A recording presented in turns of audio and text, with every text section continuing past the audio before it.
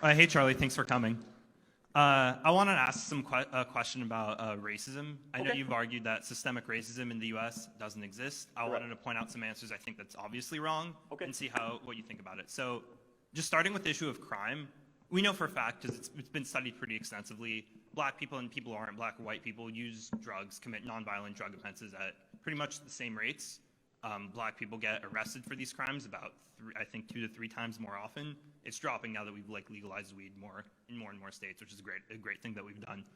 Even if you say that police are doing that not on purpose, but because they're just in areas where more violent crime is committed and they're patrolling, isn't that an obvious example of something that black people have to deal with in this country that's much worse off for them than non-black people? Okay.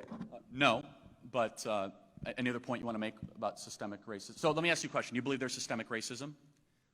Just I would say that there's a lot of that black people have to deal with that makes them worse off in the country. Okay, such as having to be around police all the time?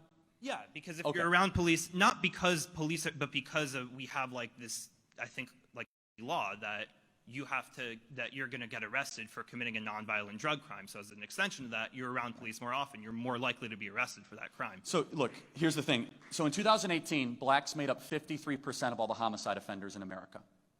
No one wants to say it out loud, but blacks commit more crimes than whites and Asians and Hispanics. In fact, there's a disproportionate amount of crime committed by blacks in America. And so therefore, you're going to have a heavier police presence. And so why is that happening? I believe there's a fatherlessness epidemic happening in America. And I really don't have a soft spot for the argument hey, there's too many police around, therefore I can't deal crack without being interrupted. Not exactly very compelling to me, okay? Now, secondly, let me say this, though, is that there are issues, if you want to just talk strictly racial, that are disproportionately affecting white America, such as opioids and fentanyl. Not to say that blacks are not affected by this, but it is a disproportionate rural issue. Now, why would that be? Well, white individuals, because of the industrial kind of growth in America, were more likely to get involved in muscular trades in Ohio and Pennsylvania, especially in steel mill towns and such. Therefore, they'd be more likely to get injured at work. So you get likely to get injured at work because of the Sackler family, which you and I could probably agree are a bunch of criminals who should be put in prison for a long period of time. They started to overprescribe Oxycontin, into the communities, and therefore getting these people addicted to the high of an opioid and then searching for other places to go there. So we could play these kind of racial games all the time. Is it fair for someone in Southeast Ohio who's white, who was a son of a steel mill worker, and all these things, that they might have been more exposed to this sort of thing? I think the hyper-racialization of all that is less important than the real, more fundamental question, which is, why does race matter in any of this? And I say it doesn't. I don't like looking at people through a racial lens. If you want to do that, which I said, the statistics are not good at all. In fact, it shows that there's an under-policing problem in black neighborhoods across America. In fact, 50% of homicides go unsolved in Chicago, 50%, because of lack of detectives and lack of police in a lot of these areas. And kind of for your daily thought crime, police prevent crime, and they did prevent crime in New York City. New York City was one of the most dangerous, murderous cities in the 1980s and early 1990s, and someone who I think is unnecessarily mocked and smeared, Rudy Giuliani, became mayor and cleaned up that entire city. And to his credit, liberal Democrat who ran for president, Mike Bloomberg, continued those policies. And so, look, any thoughts on that really quick? Because I want to get some other questions. But yeah, I think I wasn't disagreeing at all that police do a lot of great work. The only problem with that is that is a true fact that a factual extension of the fact that police are in certain areas more often means that if society has laws, those laws are going to be enforced more often. I think most people but I don't think the law against sorry to interrupt, but I don't think a law against dealing crack is a bad law. Okay, but what about weed? What about weed? I think the same applies for weed. You're much more likely to get arrested, and even if this isn't happening as much now, it happened much more often in the past. You're much more likely to get arrested. So there's been plenty of studies done by Harvard and Maryland showing there was actually an under-policing problem in a lot of these communities. You and I could do statistics all day long because I'm sure that there's plenty that you could cite. But first of all, I'm not a fan of legalizing marijuana. I think it's a really bad idea. But I can probably agree with you that there is a problem with locking people in prison for an extended period of time for using marijuana.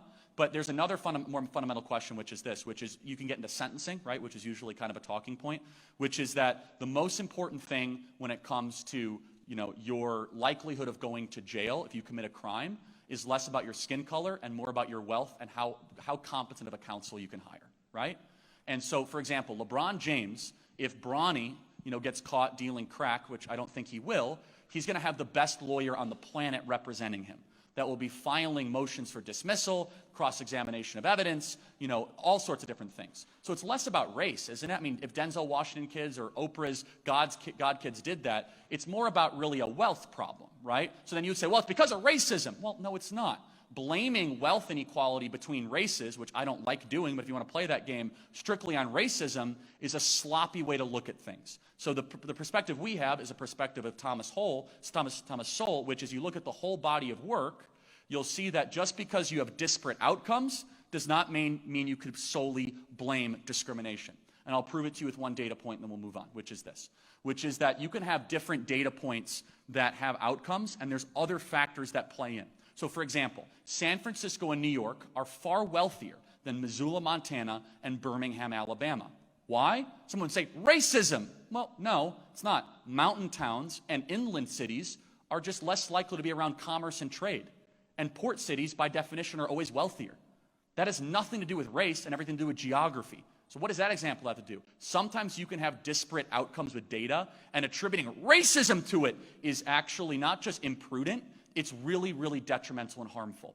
So one thing that I would agree with that we need to do, put fathers back into the home, which is very, very important. In 1965, marriage rates in the black community were about 80%. Now it's plummeted down to 20 to 25%. There's a lot of reasons for this, subsidizing single motherhood through the Great Society and many other things. But there's other factors that play in. How many words is a child hearing at home? Is the child getting read to on a daily or weekly basis by parents? Those things transcend race. And in fact, the hyperfixation on kind of systemic racism, I think, kind of creates a smokescreen that disallows us from actually finding meaningful solution to these problems. So thank you. We got to get to the next question. Appreciate it. Thank you.